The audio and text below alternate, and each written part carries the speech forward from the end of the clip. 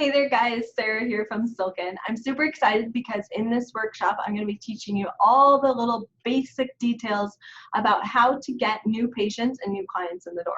Doesn't that sound like fun? Okay, let's get started. So really this is a question I get asked all the time. How do I actually control the inflow of new patients into my practice, right?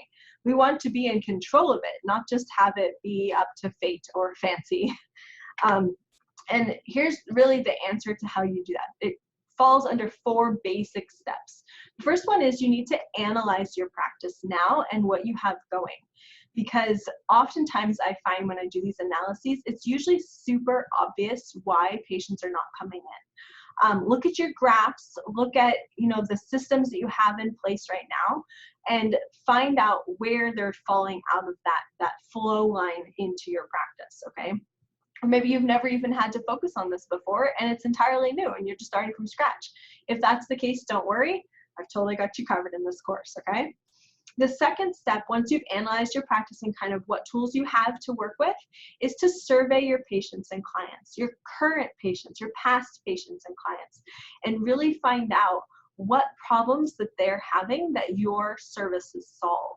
Oftentimes we think we understand this, but when you really start to survey and find out, your audience may have completely different opinions than what you thought. They might really surprise you. So this is one of the most important steps you can take in promoting your practice. And then the next thing to do is to build a system. Now here at Silkin, we're all about building systems, but your marketing system is one of the most important ones you've got because it's how you bring people in the door with which to service them. So when I say system, I mean the people who are going to be responsible for this, actually training them, hiring them, onboarding them, and training them, and then managing them, being a good marketing executive, you could say, right?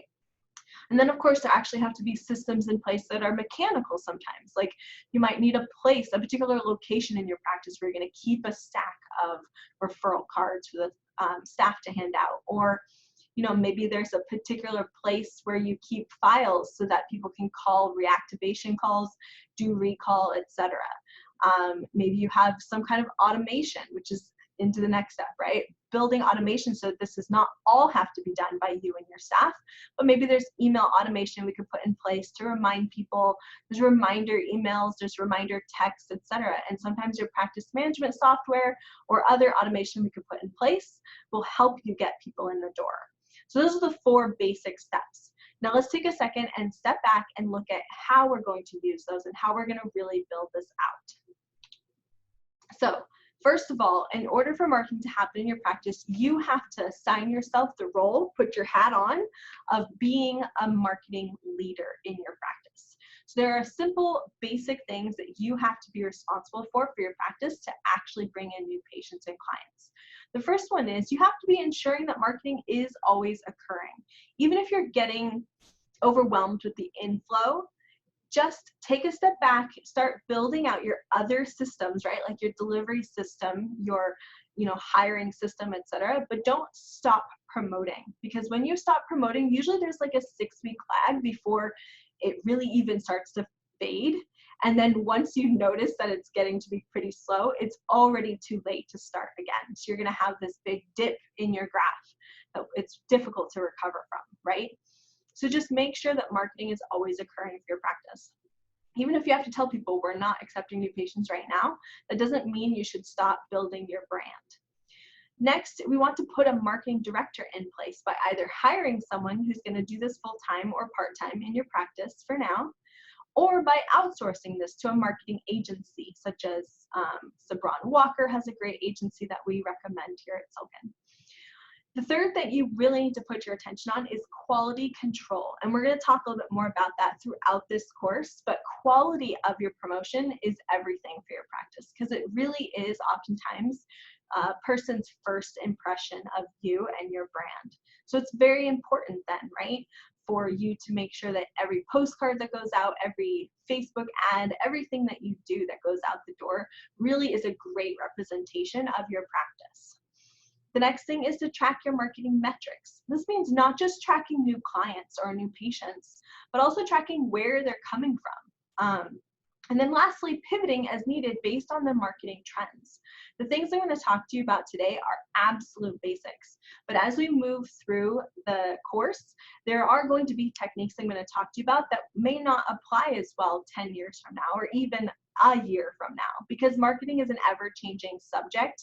It's a bit like a changing beast sometimes. It's very important to have someone, yourself, right, or your marketing director, who kind of keeps their finger on the pulse of society and understands how things are changing so you can stay with the times. All right, so that being said, let's talk more about these basics that are just completely unchanging. These things are never going to change. The first one is, what is marketing? Marketing is actually super simple. It's just meeting the needs and wants of the consumer, really finding out what they need and want and delivering that. That's all it is. It's super simple. If you were to draw two circles, one which is all the things that patients and clients in the world need, and the other circle being all the things that you can deliver, it's finding that place where they cross, the sliver between you and the world. That is marketing. Now, as I said, there is a particular rollout to marketing and how we really go about this. The first step is always finding a need, figuring out what it is that your patients and clients really truly need of your services, right? The second step is creating desire for your brand or your product or your service. The way we create desire is advertising promotion. It's not the other way around. We don't create desire or look for desire and then advertise. We look for a need and then we advertise and promote to create desire, okay? Very important.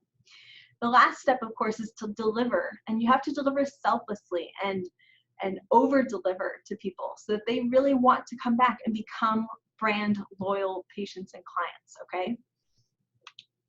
All right, so a couple of basic steps that you should always use whenever you're starting out with a promotional campaign, advertising campaign, any kind of marketing project. The first one is always going to be market research. This means jumping on Google, finding out what people are like in your area or in this new location that you're opening, etc. Find out what their demographics are, what the average age is, how many households there are. If you're a veterinarian, finding out how many people in your town actually own a pet, right? It's very important to understand market research so that you can understand who your audience is in all of your promotion. Of course, another important step of this is competitor research. You need to understand what your competitors are doing, and particularly what your biggest competitor is doing, so you can kind of funnel hack them a little bit, find out what they're doing successfully so you can do the same or better in your own brand voice, okay? So take a look at your top competitors. What are they offering? What are their prices? Are you competitive price-wise? And what kind of bonus content are they offering? A good tool to use for this is similarweb.com. In similarweb.com, you can actually compare your website to theirs and see where they're getting their traffic from. Step two is to understand your audience. Now, I covered this a little bit before, but there's particular ways in which we go about doing this. The first one is to simply segment your audience. When you don't segment and you try to broadcast the same message to everybody, what happens is people feel like you're not really talking to anybody. No one really feels like you're talking to them. And so because of that, they don't come in the door. So it's very important to really assign an avatar, meaning a picture and a name and a demographic around who you're speaking to. So Bethany, for instance, is obviously a grandmother. She's above 65. In fact, looking at this picture, she's probably closer to 80s, right? She has school-age grandchildren who love their pets. That's a great demographic and also a great market for a veterinarian. Kirk is worried about his crooked teeth and they're preventing clients from signing with him. That's, again, you look at him, he's probably about millennial age. That's a great opportunity for any dentist to go in there and say, look, why don't we get your teeth straightened out and you're gonna make more money thereby. So we would communicate our message to him very differently than a dentist would communicate to Bethany, right? And then looking at that last one with Steffi, the mompreneur, her focus is not gonna necessarily be on her general appearance, but her eyes might be a sore subject for her if they're strained, if she's experiencing eye strain or headaches, things like that, which are preventing her from making the kind of income from home that she wants so she can stay home with her kids, right? So really understanding what the pain points are of your market and how it breaks down depending on who they are and what their demographics are is a super important part of marketing. All right, another basic of marketing is the marketing sequence. The marketing sequence is best explained by likening it to any other relationship that you're going to start. In my live workshops that I deliver here in Portland, I often do this example of the marketing sequence where I walk up to a man in the room who I've never met and I say, "Hi, my name is Sarah, would you marry me?" Now, normally I get a lot of laughs in the room, right? But it really draws the point home of the fact that if you want to walk up to a member of your audience, a potential patient or a potential client, and tell them, "Look, you've never heard of me before, but I'm a doctor. Will you pay $10,000 for me to fix your teeth?" Or, "You've never heard of me before, but will you pay me $10,000 to deliver the surgery to your pet?"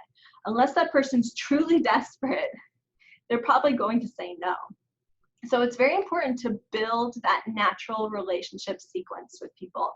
You know, start by offering them something for free, like a downloadable discount coupon or a downloadable discount code, or maybe some free information from your blog or something like that. So they can, it's more like, "Hey, would you like to go out for coffee?" Right?